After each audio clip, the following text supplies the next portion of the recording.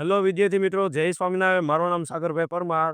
શ્રી સ્વામિનારાયણ ગુરુકુળ રાજકોટ સંસ્થાન ભાયાધારની YouTube channel SJS online ગુરુકુળના માધ્યમથી હું તમારું હાર્દિક સ્વાગત કરું છું. આપણે સંભાવનાના 3 પાઠ થઈ ગયા છે, જેમાં પહેલો પાઠ હતો એ સિક્કાવાળો, જેને 1 વાર 2 વાર 3 વાર ઉછાળવાના. બીજો પાઠ હતો ભાષાવાળો, એ 1 2 અને 3 વાર ઉછાળવામાં. અને એના પછી ત્રીજો પાઠ હતો જે પત્તાવાર હતો, પ્લેઇંગ કાર્ડ, જે ગયા પાઠના અંદર તમે મોસ્ટ આઈએમપી જેવા 4 માર્ક્સનો તમને આરામથી મળી શકશે.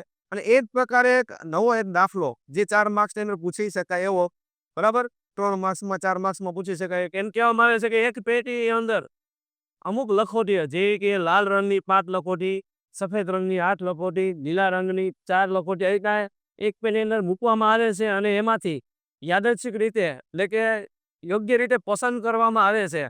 અને પસંદ કરી લખોટી લાલ રંગની હોય તેની સંભાવના કેટલી, સફેદ રંગની લખોટી હોય તેની સંભાવના કેટલી, અને લીલા રંગની લખોટી હોય તેની સંભાવના કેટલી. તો આ દાખલાને આરામથી તમે અને હળવા હાથેથી આરામથી તમે આ દાખલાને 4 માર્ક્સ 3 માર્ક્સ તમે આરામથી લઈ શકો છો.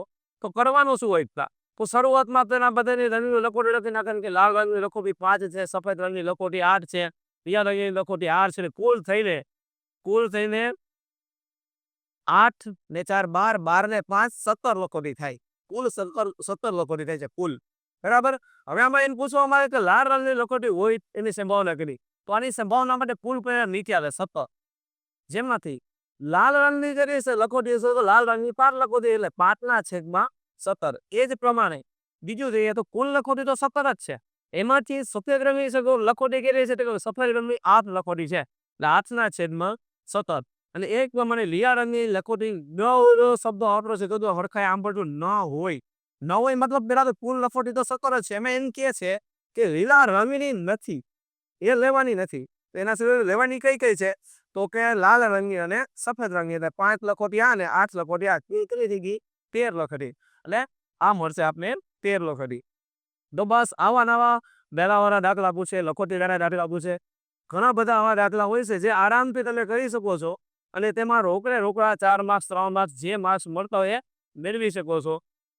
બરાબર. અને હવે આપણે આ વિડીયોને આગળ એક નવો પાર્ટ લઈને આવીશ, જે નેક્સ્ટ પાર્ટમાં મળશે. અસ્તુ.